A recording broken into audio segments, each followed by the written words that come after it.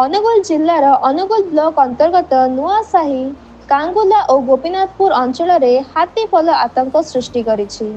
ଜଙ୍ଗଲ ଛାଡ଼ି ଗାଁ ମୁହାଁ ଆସିଥିବା 40ରୁ ଅଧିକ ହାତୀ ଫସଲ ଦଳାକଚଡ଼ା କରି ଚାଷୀମାନଙ୍କ ମଧ୍ୟରେ ଭୟ ଓ ଅସନ୍ତୋଷ ସୃଷ୍ଟି କରୁଛନ୍ତି। ଗତକାଲି 10ଟା ପରେ ହାତୀପଲ ନାଲ୍କୋ ସେଣ୍ଟର ପ୍ଲାଣ୍ଟ ସୀମା ଅଞ୍ଚଳ ଦେଇ ଗୋପୀନାଥପୁର ଓ କାଙ୍ଗୁଲା ମୁହାଁ ପ୍ରବେଶ କରିଥିଲେ। ଏହି ସମୟରେ ସେମାନେ ଶହ ଶହ ହେକ୍ଟର ଧାନ ଫସଲ ନଷ୍ଟ କରିଥିବା ଅଭିଯୋଗ ଉଠିଛି।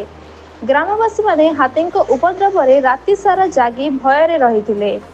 ସୂଚନା ଅନୁସାରେ ଜଙ୍ଗଲ ମଧ୍ୟରେ ଖାଦ୍ୟ ଅଭାବ ଯୋଗୁଁ ହାତୀମାନେ ଗାଁ ଓ ସହର ମୁହାଁ ଆସୁଛନ୍ତି। ଅନୁଗୁଳ ରେଞ୍ଜ ଅଧୀନ ଅଞ୍ଚଳରେ ଏହି ହାତୀପଲ ଦିନେ ଜଳକ୍ରିୟା କରୁଥିବା ଚିତ୍ର ମଧ୍ୟ ସୋସିଆଲ ମିଡିଆରେ ଭାଇରାଲ ହୋଇଛି।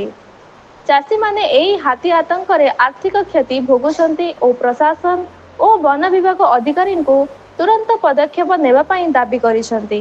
ସେମାନଙ୍କ କହିବା ଅନୁସାରେ ଯଦି ହାତୀ ନିୟନ୍ତ୍ରଣ ପାଇଁ ପ୍ରଶାସନ ଦ୍ୱାରା ସଠିକ ବ୍ୟବସ୍ଥା ନ ନିଆଯାଏ ତେବେ ଆଗାମୀ ଦିନରେ ଫସଲ ଓ ଜୀବନ ଦୁହିଁଙ୍କୁ ବିପଦ ନିକଟ ହେବ।